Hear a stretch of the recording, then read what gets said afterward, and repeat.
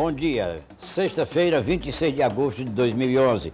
Estamos abrindo agora o programa Palavra Aberta e é o último programa da semana. Nós estamos encerrando por aqui esta semana, com relação ao programa Palavra Aberta. E hoje nós vamos tratar da Parada da Diversidade. A Parada da Diversidade que ocorre todos os anos. Hoje vai ocorrer às 4 horas da tarde, aqui na Avenida Raul Lopes. Este ano mudou o itinerário. E nossa convidada aqui é Marinalva Santana, que é coordenadora do Grupo Matizes, é uma das ativistas desse movimento. E essa mudança, Marinalva, bom dia. Bom dia. Essa mudança de roteiro, houve aquela discussão inicialmente, que habitualmente era da Frei Serafim, mas teve aquela discussão, mas chegaram ao bom tempo. Não prejudicou o movimento em nada, prejudicou? A gente só vai saber isso, Pires, à tarde, né? À tarde. Porque nós já divulgamos a ideia de que a parada no centro ela é um facilitador para os estudantes que saíram das escolas como o Liceu Piauiense, o Cefet, né, os comerciários que a partir das 18 horas saíram das lojas e já entravam na parada. Né? Ela sendo na Avenida Raul Lopes, que é uma avenida distante, né, do centro da cidade, provavelmente essas pessoas não conseguirão chegar, né, até a Avenida Raul Lopes no horário da parada. Né, que, como você bem disse, a concentração começa às 16, mas nós só deveremos percorrer a Avenida Raul Lopes a partir das 17h30, né, até a Avenida Petrônio Portela e finalizando lá na Ponte Estaiada, que é o local onde nós vamos fazer um show com vários artistas piauienses, apresentação de drag queens, com a participação de DJs, né? Enfim, é uma festa para celebrar a diversidade e o respeito. E que vai entrar pela noite, né? Essa festa lá na Raul Lopes? Nós iremos fazer até às 22 horas o show, chamado Show da Diversidade. Nós teremos a participação de vários interpiauienses, como a Elaine Leonel, o Quaresma, o Gomes Brasil, a João Ribeiro, Cláudia Simone. Né, teremos performance de drag como Lilita Network, um quinteto chamado Five Queen, né, teremos DJ também se apresentando lá na avenida, né, e a gente prevê terminar às 22 horas, porque também a partir das 22 horas, os bares e boates de Teresina, que tem uma frequência marcadamente LGBT, vão estar iniciando suas festas, né, e é o horário que termina o show para as pessoas que quiserem, né, irem para os bares, né, que estão promovendo eventos também hoje à noite. Bom, Marinalva, com relação a esse movimento, os movimentos do LGBT de um modo geral, inicialmente havia aquelas resistências da sociedade, o que é muito natural, passou a ser uma questão jurídica também, a partir da decisão judicial de reconhecimento da união estável, etc. Uma série de modificações assim próximas uma da outra. A sociedade está absorvendo isso? Com certeza, Pires. E a Teresina é o maior exemplo, né? Ontem nós hasteamos uma bandeira lá no Mirante da Ponte Estaiada, né? Uma bandeira gigante de 60 metros por 12. E com esse gesto simbólico a gente quer dizer, né? Teresina é uma cidade permeável ao debate sobre o respeito às pessoas LGBT. Teresina abraça a diversidade. Né? Isso a gente vê também no momento em que as paradas acontecem aqui em Teresina, cada ano, né, a gente vê mais aglomeração de pessoas. Para você ter uma ideia, em 2002, quando nós fizemos a primeira parada da diversidade, no dia 28 de junho, nós tínhamos pouco mais de 1.000 pessoas. Né? Na última parada de 2010, a Polícia Militar estimou que eram 50.000 pessoas caminhando pelas ruas de Teresina. Foi um crescimento muito grande. Né? Exatamente. É esse o ritmo, vamos dizer assim, de crescimento da parada tem sido uma coisa acentuada que a gente percebe a cada ano. Este ano, como eu disse, a gente vai esperar, né, para ver o que vai ocorrer, né, se a parada ela vai ter uma participação maior de pessoas do que teve o ano passado ou não. O nosso desejo, o nosso trabalho incansável é para que, né, mais de 50.000 pessoas, né, os 50.000 que foram a parada em 2010, nas ruas de Teresina, também se sintam motivados não só aí, mas convidar outras pessoas, né, para estar nesse momento aí, né, se congregando, se celebrando exatamente o respeito, a fraternidade entre as pessoas. Mas não, uma curiosidade é com relação à participação das pessoas que têm com a orientação sexual diferente no mercado de trabalho. O mercado de trabalho ainda discrimina, porque no passado a gente sabia que determinadas profissões, que por exemplo um gay só podia exercer uma profissão X, por exemplo, se fosse num salão de beleza, ou como garçom, ou cozinheiro, etc. O mercado de trabalho está aceitando as pessoas com diversidade? Ainda há muita resistência, né? Existem empresas que têm uma política, vamos dizer assim, de absorver profissionais gays ou lésbicas, né? Mas isso aí são casos isolados. As grandes empresas, existem companhias aéreas que, por interesses, inclusive de lucratividade, preferem gays ou lésbicas, não é? Porque parece-me que eles têm um estudo que essas pessoas se afastam menos do trabalho, não é? Porque muitos deles não têm filho, não têm uma preocupação com o acompanhamento, por exemplo, de uma criança, né, que possa ser filho do gay ou da lésbica, embora nós tenhamos muitos casais de gays e lésbicas que educam criança. Né? Mas o mercado ainda, nós presenciamos muito assédio moral no trabalho. As lésbicas são muito Ainda vítimas de tem assédio, assédio sexual, muito assédio moral. Aqui em Teresina nós estamos acompanhando na Justiça do Trabalho uma ação, né, de assédio moral patrocinado por uma empresa, por uma transportadora contra uma ex-funcionária lésbica, né, e nós estamos acompanhando o desfecho disso. Mas também nós recebemos denúncias de pessoas, por exemplo, do interior. Recentemente nós recebemos uma denúncia de um rapaz de Barras, né, que estaria sofrendo assédio moral na repartição em que ele trabalha. Então, assim, ainda, infelizmente, no mercado de trabalho, ele é excludente, né, e ele também categoriza. Muitas travestis, por exemplo, só conseguem determinados empregos, como cabeleireiro, cozinheiras.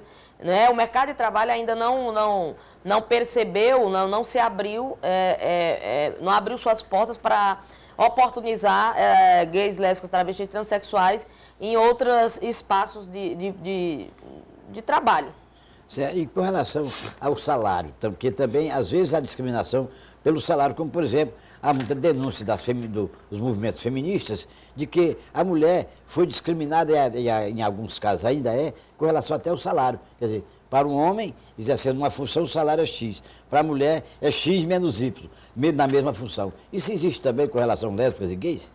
Com certeza, né? As pesquisas apontam aí, né, tanto a dificuldade de um gay e uma lésbica ocupar uma posição, vamos dizer assim, de destaque, né, numa empresa, como também essa distinção salarial. Né? Mas o que é mais brutal mesmo é aquela chacota cotidiana, é aquele desprezo que às vezes, o isolamento, né, que muitos gays, lésbicas são colocados no mercado de trabalho. Mas as coisas estão mudando. Cada dia a justiça está se posicionando, né? Gays, lésbicas, travestis estão recorrendo ao judiciário para ver seus direitos reconhecidos. Nós temos no Brasil uma decisão histórica do TST, né? Não cabe mais recurso contra um dos maiores bancos privados do Brasil, né? que foi condenado a pagar R$1 milhão de indenização a um gay, né? por ele ter sofrido reiteradas discriminações no seu local de trabalho. Às vezes até a própria família também rejeitava muito o gay, né? Principalmente o gay, né? Mais o gay do que a lésbica. Quando os pais descobriam que o filho tinha uma orientação sexual diferente, ele já rejeitava. Isso ainda existe no ambiente familiar? Infelizmente sim, né? Nós temos avançado, mas existe, né? Nós já recebemos denúncia, acompanhamos casos de gays, lésbicas e principalmente travestis. Na verdade, a família é mais intolerante, né, com as travestis que são enxotadas da escola, são enxotadas de casa, né, e só lhes resta a rua, né, para tentar sobreviver. Então, eu conversava quarta-feira com o doutor Noronha, filho, que é um médico conhecido aqui, Exato. E ele me contava, né, que há umas 3 décadas um ex-prefeito de Teresina descobriu que tinha um filho gay.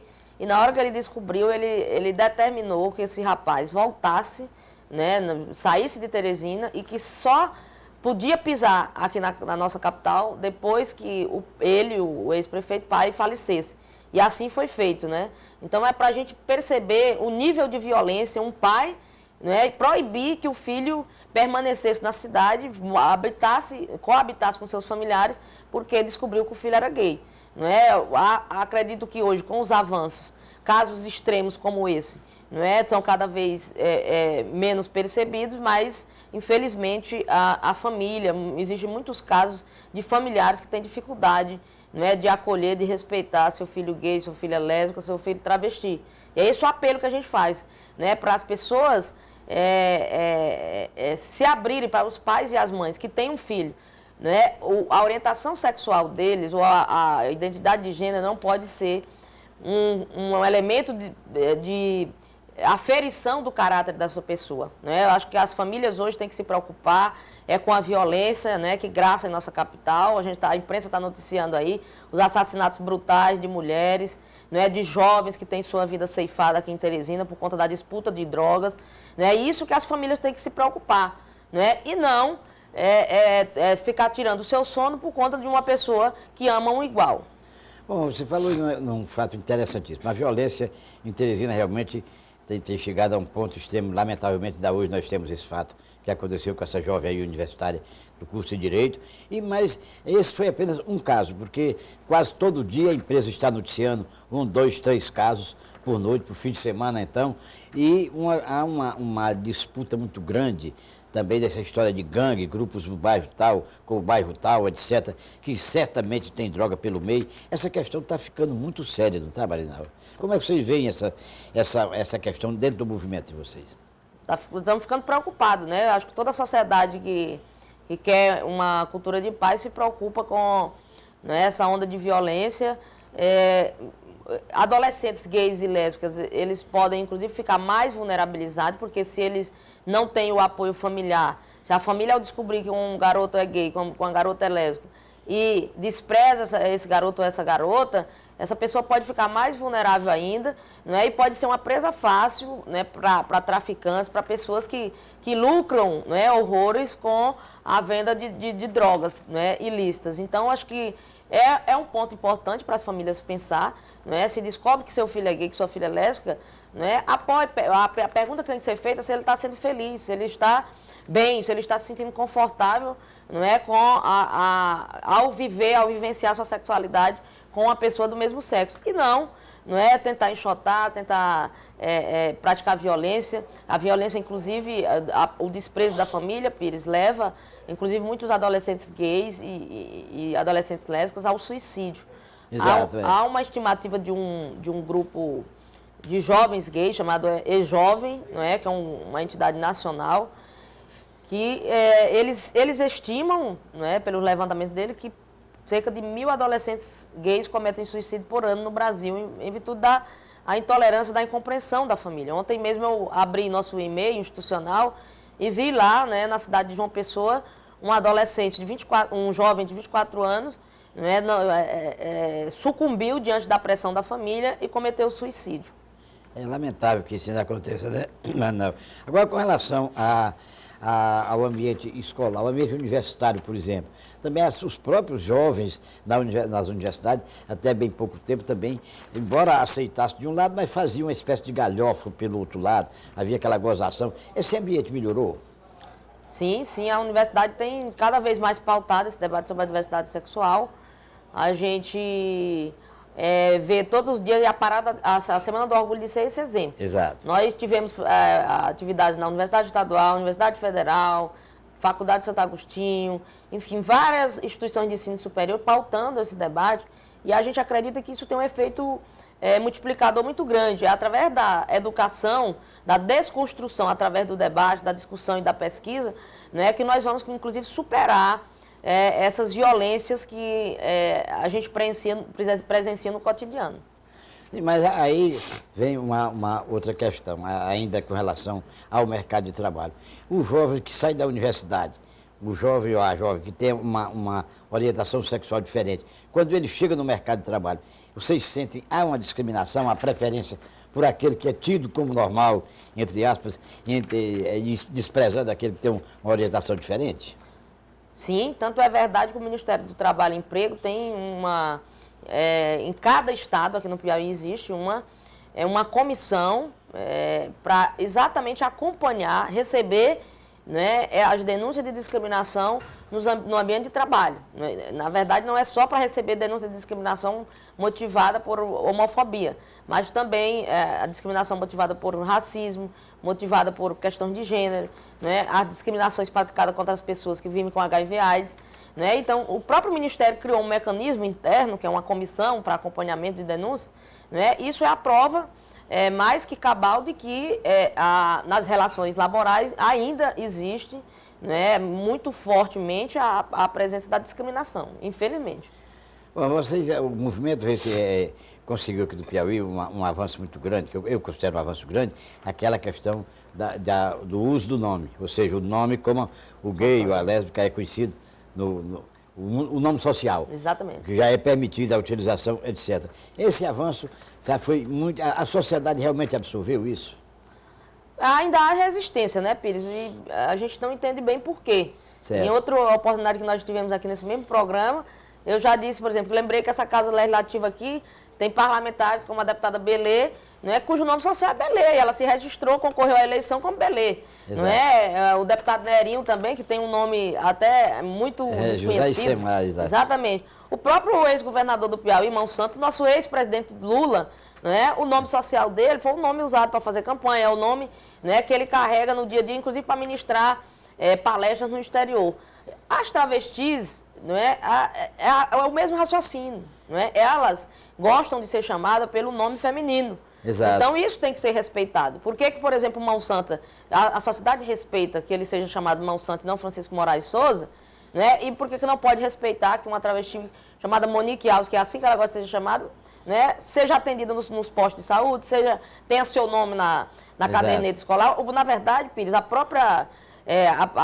no Estado existem, por exemplo, agentes públicos que fazem confusão. A Procuradoria do Estado tem uma resistência em aceitar o uso do nome social, porque entende que se está legislando, né, sobre a legislação civil, quando a Constituição diz que isso é competência privativa da União. É um equívoco da Procuradoria do Estado, não é, porque não se está, não é, legislando. A pessoa, é preciso que a sociedade compreenda isso. A pessoa travesti ou transexual, o que é que ela vai ter? O que é o nome social dela? É um nome que ela vai ter na carteirinha dela. Se ela chega num posto de saúde, ao invés dela ser chamada, por exemplo, essa travesti que eu falei, que é uma precursora do movimento LGBT aqui no Piauí, Monique Alves, o nome de registro dela é Raimundo Pedro dos Santos Filho, né? É até algo estrambótico, né? Na hora que ela for ser atendida pelo médico, ela ser chamada por Raimundo Pedro dos Santos Filho, quando toda a aparência física dela é feminina, né? A gente fica alegre, como, por exemplo, como o do Banco do Brasil. O Banco do Brasil, por iniciativa própria, depois desse nome social, tinha clientes, o Banco do Brasil, por exemplo, da agência do Mafuá, tinha clientes travestis, e o próprio gerente, uma iniciativa louvável, chamou essas travestis e perguntou se elas queriam um cartão, né, o cartão da conta bancária com o nome social. O Banco do Brasil já expede cartão com o nome social. Interessante essa. Né? Então, assim, as travestis estão numa luta para que, por exemplo, quando elas forem fazer o check-in delas, se forem viajar, a empresa aérea faça o check-in com o nome social e não com o nome, né, civil, certo? Que é o nome de registro. É importante dizer que o nome de registro, ele prevalece, a própria lei, ela deixa isso bem claro. Fomos nós que tivemos a oportunidade de propor, há 3 anos, a deputada Flora Isabel, na verdade, essa ideia, ao governador Wellington Dias também, que fizesse um decreto, e um dos artigos está lá bem explícito, né? Em caso para resguardar direito de terceiros ou para assegurar a aplicação da lei, o nome civil prevalecerá sobre o nome social. O que é que significa isso? Né? Significa que não vai acontecer isso que muitos dizem que é uma forma de pessoas, por exemplo, se eximir de responsabilidade. Se uma travesti, ela comete algum delito, algum crime, ela vai responder o processo, não vai haver nenhum problema, ela vai responder o processo com o nome civil dela. O nome civil, o nome civil dela. Agora, o nome social deve contar. Aliás, a polícia já trabalha muito com isso. O que a gente chama de nome social, a polícia trabalha com alcunha. Alcunha, né? Pseudônimo, codinome, exatamente. Se a gente for observar, quase todas as pessoas que respondem a processo, que são alvo de inquérito policial em nosso estado, elas têm uma alcunha. Tem uma alcunha, né? Tem um nome e logo em seguida eles colocam entre aspas, vulgo, colocam, ali é o nome social daquela pessoa. Que é o vulgo, como vulgarmente ele é conhecido. É conhecido, exatamente. Exato. Essa questão, você citou um exemplo muito interessante. Por exemplo, quase todo ladrão, o ladrão puxador, o receptador de furto, as pessoas envolvidas com o crime de furto e roubo, quase todo ele é conhecido por um vulgo, ou um pseudônimo, uma alcunha, como você falou.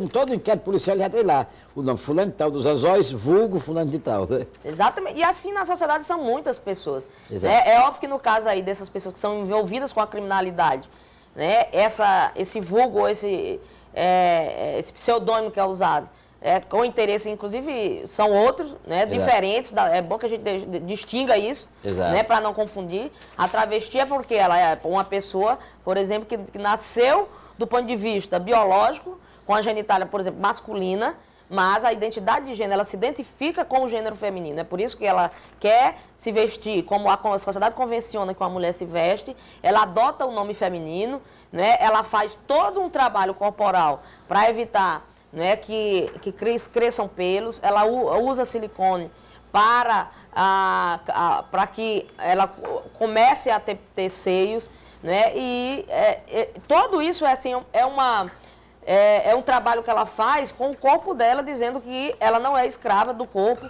e que a identidade dela tem que ser respeitada. Então, é que fique bem nítido isso aí, que apesar de, por exemplo, a gente didaticamente explicar que são, a rigor, situações parecidas, né, o nome social da travesti, né, o nome social dos políticos registrados e o nome social de pessoas que às vezes respondem a processo. Né? Agora, essas pessoas que respondem a processo, a eleição, vamos dizer assim, o fato de se eleger um nome social são por outros interesses escusos, que não é o caso da travesti. Exatamente. Aliás, a esse respeito de aceitar ou não o apelido, o vulgo, o codinome, seja lá o que for, em cada situação ele tem um.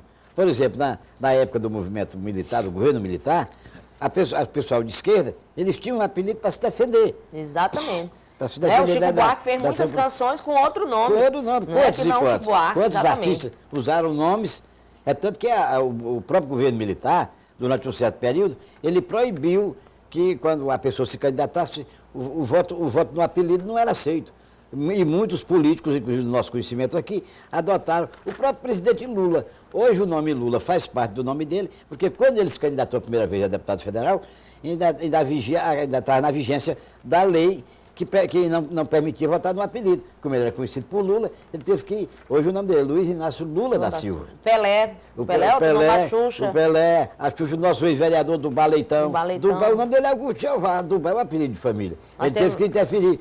O Touranga, ele teve que acrescentar no nome exatamente o Garrincha para se salvar dessa proibição da lei. Então, é uma coisa temporária, né? Aqui ali, cada um tem um motivo, uma situação, né? Exatamente. Aí as pessoas fazem um alvoroço quando se trata exatamente de travestis, né? Revelando exatamente um preconceito. Porque, Pires, isso que você falou aí, isso está na lei 6.015, que é a lei do registro público. Exato. Não é que já tem mais de 30 anos essa lei, é uma lei antiguíssima. Que há uma previsão lá no artigo que diz que a pessoa pode mudar, não é, o seu nome, não é, em algumas situações. Por exemplo, se aquela pessoa tiver um nome que é considerado muito estrambótico e aquele nome expuser a pessoa a situações vexatórias, a pessoa pode mudar. Já existem muitas pessoas que fizeram isso. Exato. Não é? Exato. Então, assim, com a travesti, elas também é uma forma de violência, é uma situação vexatória. Você vê uma pessoa que tem identidade de gênero feminino, não é? E gosta de ser chamada pelo nome feminino e o tempo todo, né, se insistir em chamar pelo nome civil, que é o nome, elas costumam até dizer, Giovana Baby, que é a presidente da Articulação Nacional de Travestis e Transsexuais, a ANTRA, costuma dizer, né, que o nome dela foi apagado e que só vai servir para certidão de óbito, fazer a certidão de óbito, né? É uma maneira jocosa, mas que no fundo tem uma verdade, né? Exatamente. Tem um sentido, né? Exato. Existem outros aqui. Por exemplo, Safira Bengel. Safira Bengel. Eu sou amigo, me dou muito bem com a Safira. Eu não sei o nome de batismo dela, o nome está lá no registro civil dela, eu não sei. Só conheço como a Safira Bengel. Pois é, salvo engano, Antônio Luiz o nome da Safira Bengel. É um nome assim, bem comum. Eu me lembro, antes de ela usar Safira Bengel, teve um tempo que ela usava Natureza, apelido, mas foi dado no teatro, o apelido Natureza. Para ela eu conheci também por Natureza e depois Safira. E me dou muito bem com ela, tenho um relacionamento excelente com o nome de Safira Bengel. Pois é. Então, Pires, você entende que seria tão bom se toda a sociedade compreendesse como você compreende a importância de se respeitar o nome social de travestis. É isso aí, Wanda. Agora, chega aqui o questionamento, Josiel do Bairro Vale, quem tem. Quero saber se os homossexuais querem uma lei do privilégio, pois existe lei para todos. Eles querem ter uma lei com privilégios. Olha, não sei do que o José também não fala sei qual especificamente. É o privilégio. Essa pergunta é muito recorrente quando se discute a questão da criminalização da homofobia, o conhecido PLC, o Projeto de Lei Complementar 122. não é? Isso, Josué, não é, e todos os telespectadores, não é privilégio, porque outros grupos sociais, no Estado Democrático de Direito, não é aquele que faz legislação para a maioria, mas não é a opressão da maioria sobre a minoria, mas é um Estado que respeita o direito de todas as pessoas, não é? Por isso que a nossa Constituição foi sábia, não é? No seu artigo 3º, inciso 4, quando diz que é proibido qualquer tipo de discriminação motivada, seja ela por raça, não tem a expressão orientação sexual, gênero, não é? E quaisquer outras formas de discriminação. Então, assim, quando se propõe um projeto de lei para criminalizar a homofobia, é porque, infelizmente, no nosso país, as pessoas se sentem liberadas, né, para praticar a violência, praticar o preconceito. Olha, nesse episódio aí que nós assistimos na semana passada, da polêmica do local da parada, Pires. Né? Nós ouvimos depoimentos estarrecedores, por exemplo, de um ouvinte de rádio, de uma rádio AM aqui de Teresina, que disse que o sonho dele era encher um caminhão de gays e afogar todos esses gays no Rio Parnaíba. Veja que nível de violência nós chegamos, né? Coisa. É a pessoa fazer, inclusive o Ministério Público poderia até de ofício atuar, uma pessoa que faz um pronunciamento disso, isso é apologia ao crime, porque ele está dizendo que deseja, né, pode ter ameaça, pode ter o crime de incitação ao crime, né? Deve ser inclusive investigado, porque as pessoas se sentem à vontade. Quando a lei do racismo, o racismo foi considerado um crime inafiançável pela nossa Constituição, existem pesquisas que comprovam que, por exemplo, até na programação das TVs, quem é que não lembra, no programa Os Trapalhões antes da Constituição, em que o Mussum era o alvo de quase todas as piadas, de quase todas as chacotas, era o Mussum, que era um ator negro. Não é? Depois que a Constituição diz que o racismo é crime inafiançável, né, a própria televisão repensou a sua grade de programa. Então, hoje, por exemplo, você não vê, embora você veja ainda muito racismo na televisão, mas é uma forma mais velada, mas você não vê, não é, aquela coisa tão escrachada, tão explícita como você via outrora.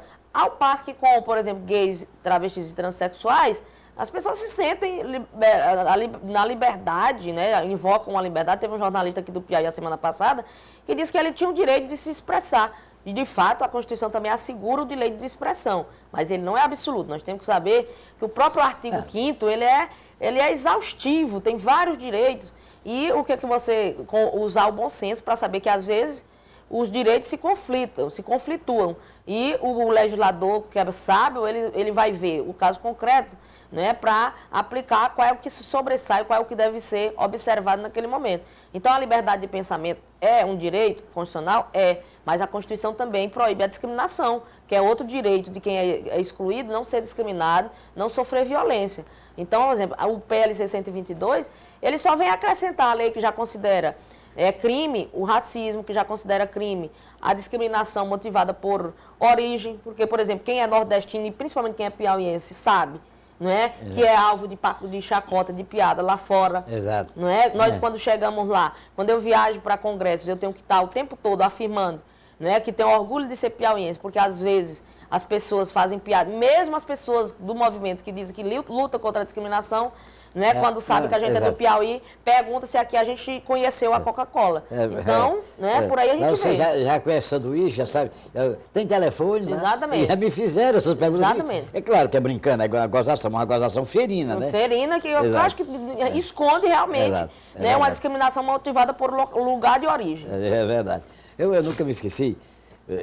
Você falou agora uma coisa que me chamou a atenção. Eu saí uma vez para um congresso de jornalistas aqui do Piauí, princípio da década de 80, eu e o jornalista Luiz Belo, que nós fomos parceiros de diretoria do Sindicato de Jornalistas em várias oportunidades, no Ceará, bem aqui no Ceará, e a pergunta foi feita por um jornalista norte-rio-grandense.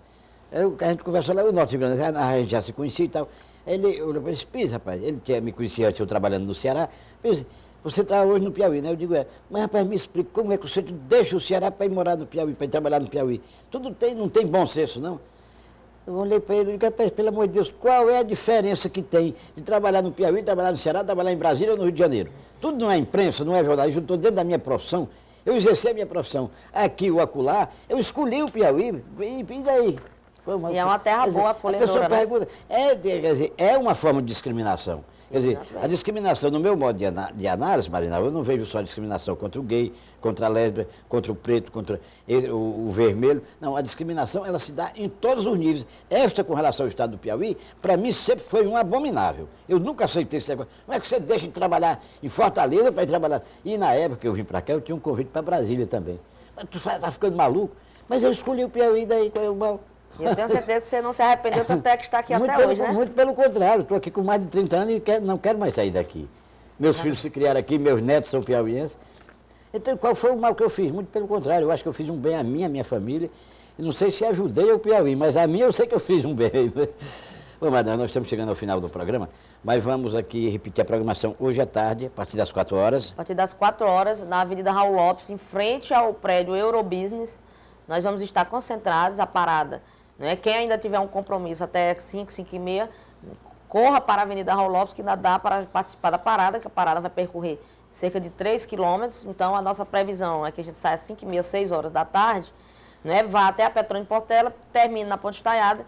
E para fazer esse percurso, a gente estima que vai levar mais de 1 hora, 1 hora e 20.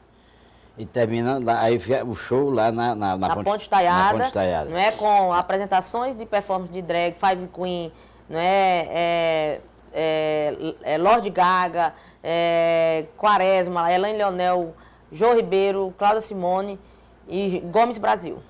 Ok, Marina, muito obrigado então pela entrevista e vamos torcer que a parada tenha o mesmo êxito dos anos anteriores. A mudança de local não tenha influenciado ou não afaste as pessoas, não é isso? É para isso que nós estamos trabalhando incansavelmente. E ontem nós tivemos uma notícia boa, Pires. A vereadora Rosário Bezerra apresentou um projeto de lei incluindo a parada da diversidade no calendário. Esse projeto de lei dela foi aprovado em segunda votação e vai agora para a sanção, né, do prefeito Elmônio Ferro, e que a gente acredita que vai ser sancionado. Com certeza. Muito obrigado, então, Marina. Vamos torcer que a parada seja o sucesso que tem sido nos últimos anos. Por aqui nós vamos encerrando a Palavra Aberta de hoje, prometendo voltar na segunda-feira, se Deus quiser. Tenham todos um feliz final de semana.